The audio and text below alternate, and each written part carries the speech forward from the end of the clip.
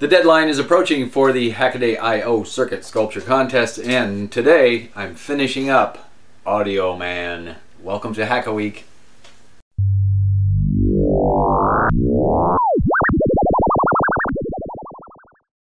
Today I'm working towards completing Audio Man. Gonna do it all in one shot. Gonna work on it all day today until it is complete. The deadline is January 8th, so I want to get it done today so I can kind of ring it out, work it out, maybe make a few changes, get it all finalized, documented and everything, and then call it done.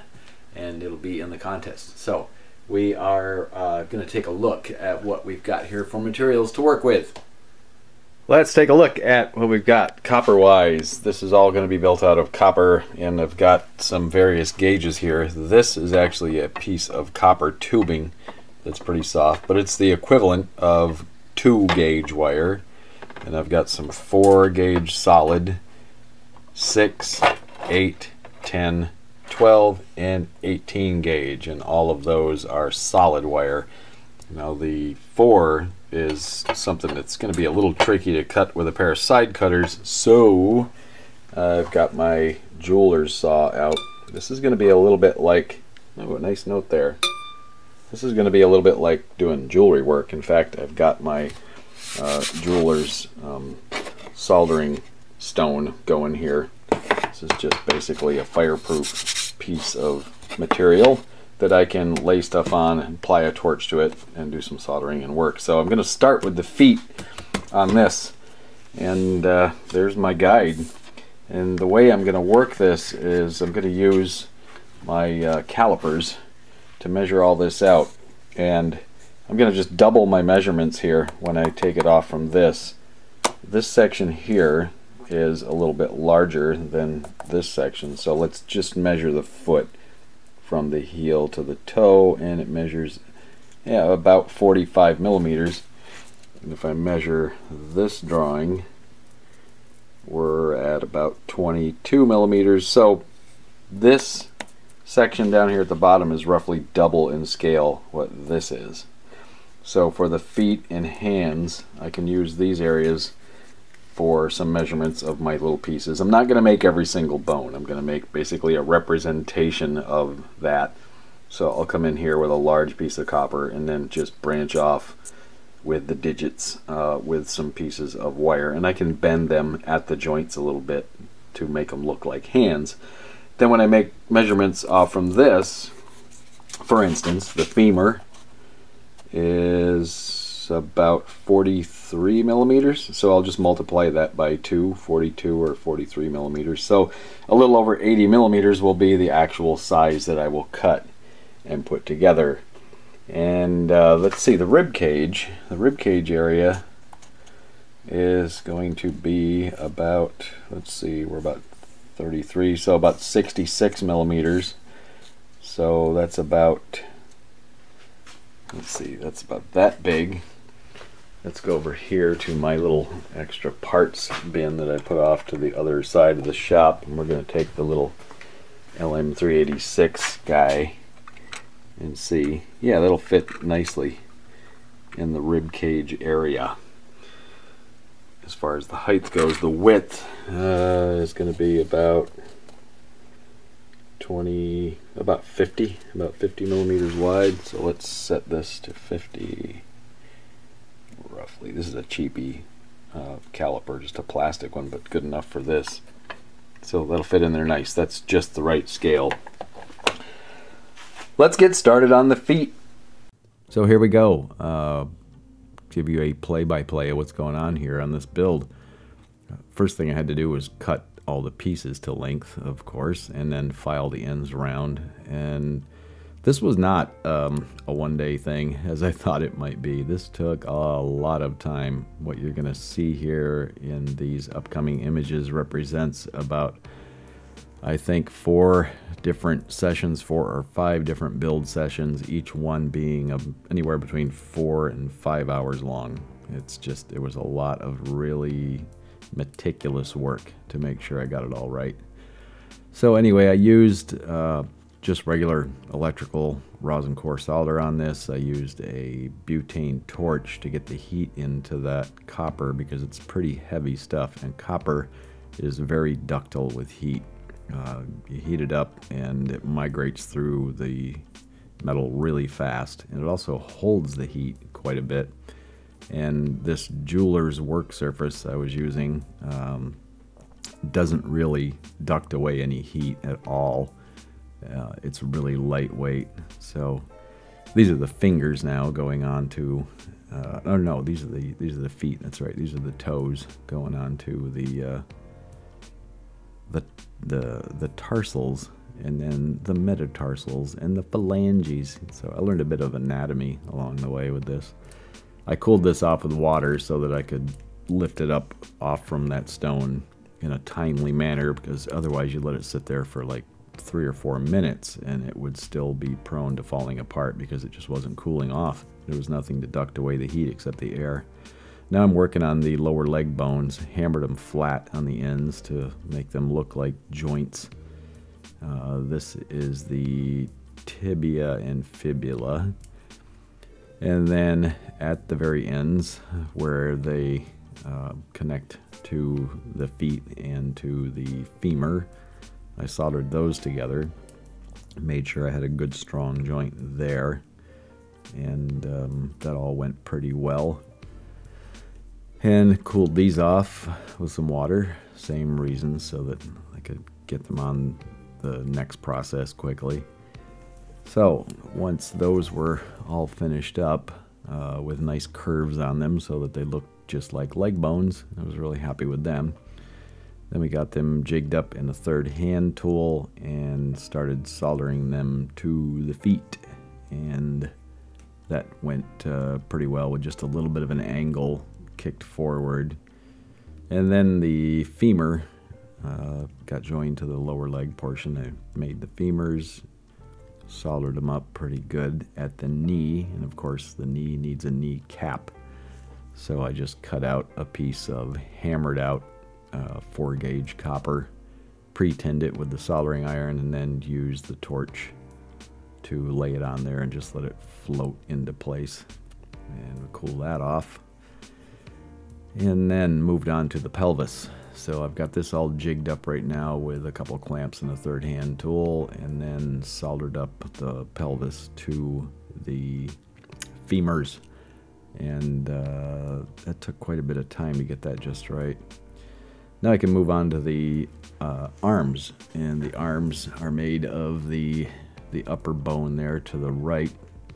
That's the humerus, and then the radius and ulna, and they got all soldered up. And then let's see, this video jumps around a little bit. Actually, this happened. Yeah, I think it did happen after. That's right. I made the bones, and then I soldered up the fingers. So there they are. Say hi, wave to everybody. Hello. Okay, now we move on to the battery pack. I put the batteries inside a piece of clear heat shrink because they had to be insulated from the body. The outside large portion of those batteries is the positive, and then the small button in the middle of them is the negative. So they had to be insulated. So got some clear heat shrink and put them inside that. It worked out pretty well. And then just used the hot air gun or reflow soldering tool to shrink them up. There's a spring to the right there that I ended up not using later. Now I'm making the spine, and you can see the wider portion of it to the left where the batteries are going to go. And then just getting the curves right and everything parallel. And then put a tiny little tab in there with a third wire running all the way up the spine, and that little tab is part of what's going to hold the batteries in place. Soldered all that up, and you can see the batteries drop in there nice. So the next step was to get that spine soldered up onto the pelvis. So we jigged all of that up, used a couple of terry cloth towels there to heat sink everything. So there it is with the legs, pelvis, spine, moving right along. Oh yeah, and then we had to put needed a place for a switch, and I was not sure where I was going to put a switch, and middle of the night woke up thinking about this project and just suddenly had the brilliant idea to put the switch on the pelvis. It's a peenie switch, so you know, anatomically now he's correct, and it worked out pretty good. This was a bit tricky to get soldered up right because of the two different gauges of metal there.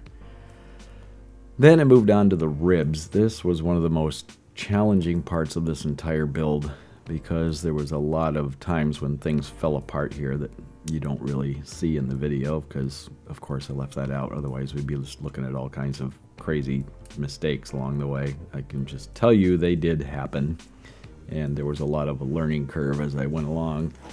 You can see the ribs are basically one piece bent in the middle and then wrapped around, and then I joined them to the spine, and I used the torch to apply heat to them and solder them up to the spine, and also had a technique where I was using the torch and the actual soldering iron, but there was a few times here where the heat just got to be too much, and then two of the ribs that I'd already done just fell off on the bench and I had to start over, and yeah, lots of frustration, but with patience and diligence, finally got all of the ribs attached to the spine, and then I wrapped them around to the front, hammered out a sternum from some of the 4-gauge copper, and joined them all up to the sternum, and then I had to make the bones that wrap around and go to the spine on top, the final rib, and then the scapula shoulder blade goes on there. That's what I'm making here. I just basically did an outline of the scapula and then left a spur poking off where the arms will solder into place later. And I used the torch and the soldering iron together to get the heat into it. Get a really good strong bond there with 3 points of contact to make sure that they weren't going to fall off or break easily because, well, they're holding on the arms. So here I'm making the collarbone and joined that to the rib, the final one up on the top, and used a little, I think I used the torch along with the soldering iron. Then the third hand tool came in and held the arm in place and got a goodly amount of solder in there. So there he is, full up with the circuit inside, everything there except for a head. So here's the head. The head was tricky. I didn't even know what I was going to do with the head. I just said, okay, let's just start. And I kind of did an outline where I started at the jaw, went up around the nasal area, the eyeballs, took it back to where the ears would be, and shaped those so that they could receive the input jack and the volume potentiometer. And then made a lower jaw, positioned it so that it would accept the speaker. This was tricky. This was 20 minutes of just fitting and jigging this thing up and bending things to get it just right. Added 2 green LEDs to the eyeballs. I took the green LEDs and ground them down on my bench grinder, stuck them in there, then started wiring things up. This is enamel coated copper wire that went from the input jack over to the potentiometer, and I wadded it all up, left it in his head to look like a brain. And then we hooked up the wires that go to the speaker and the ones that go to the potentiometer, and then all the leftover wires pretty much just got stuffed down inside the body cavity, and did that so that it looked you know, like for nerves and veins and things like that. Some of them went up into the head too. Now this is where I'm joining the head onto the body. This is the final portion of the whole build right here. This was the last step, and I had to shield everything in the head and everything down below from the heat. You can see right there that the solder relaxed a little bit on that piece of metal. You could actually see it give way. Had to put a lot of heat into it because I had it heat sinked with all of the cloth, the wet cloth, but it finally took solder, and there we go. Well, folks, here he is, risen up from the operating table. Audio man.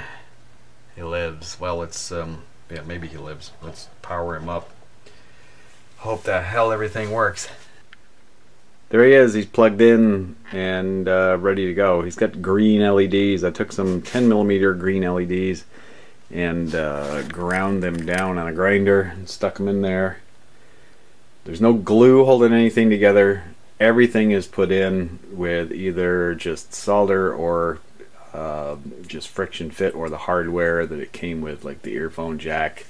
The earphone jack is just screwed on, potentiometer held in with a nut. The speaker is actually soldered in on the ground side, on the ground terminal, if you can see it there. Anyway, it's right there on the top, and that's what's holding it in place.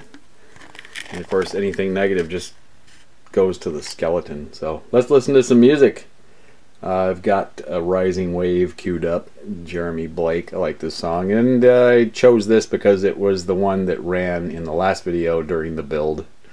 So here we go.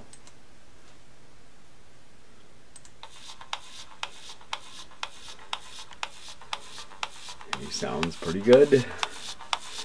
Everything works. I'm really amazed that it all works after all the stuff it went through and all the heat applied in places, and everything works. It's amazing. I love his brain. He's got a really cool brain. All the wire is enamel coated, so it's insulated, and I kind of just stuffed a lot of it in there so it looks like nerves and veins.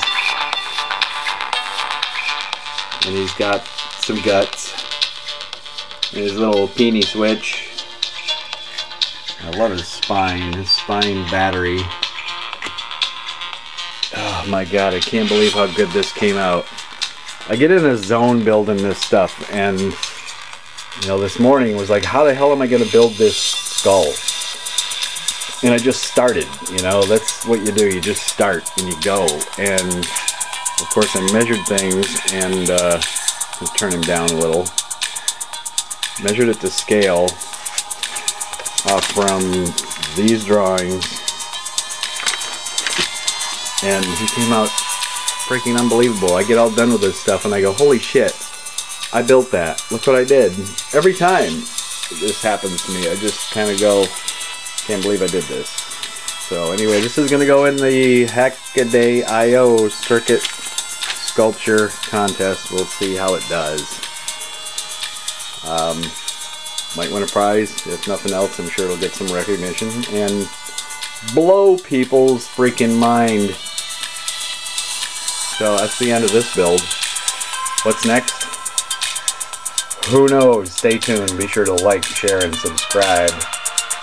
And until next time,